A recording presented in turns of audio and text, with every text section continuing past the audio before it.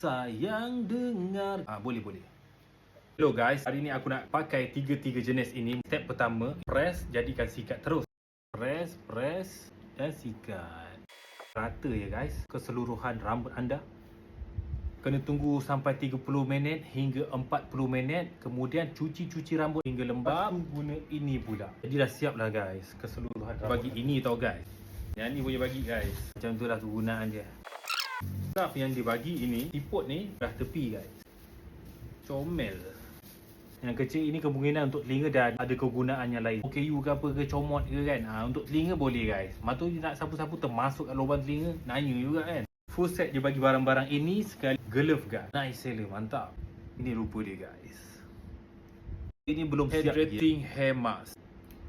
Macam bergula-gula. So kita sapu lah. Banyak inilah kita pakai, okey. Tak payah pakai banyak pun guys. Sapulah gata-gata di atas kepala. Jadi tunggu 20 minit. Kalau nak gata lagi pakai sikat ni guys. Jangan press. Boleh je gata betul-betul guys. Puas hati kejadian dia. Ini baru lepas aku cuci rambut guys. Tunggu rambut aku kering baru aku balunkan dengan dah kering guys ya. Tak ada letak iron rambut, hair dryer, memanas hair dryer untuk lebih lurus tak ada guys. Natural macam ni guys. Dari belakang letak hair serum. Pakai konsisten selama lebih daripada seminggu ataupun bawah seminggu pun okey. Pengganti minyak gloss and glow. Dia bagus untuk menyinarkan rambut, menyuburkan, menyihatkan rambut anda. Wangi guys ya. Sapu-sapulah sehingga rata di atas rambut.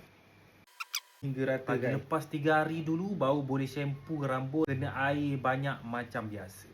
Ambil wuduk, sental, urut-urut. Sayang denganku. Boleh. Macam inilah kejadian dia guys. Akan kembali balik selepas 3 hari. Jadi jika anda berminat dengan alat lurus rambut one set ini, sila tekan di beg kuning. Murahan, boleh luruskan rambut dengan DIY sendiri saja sekarang guys. See you to the next video. Bye bye. Dapatkannya guys.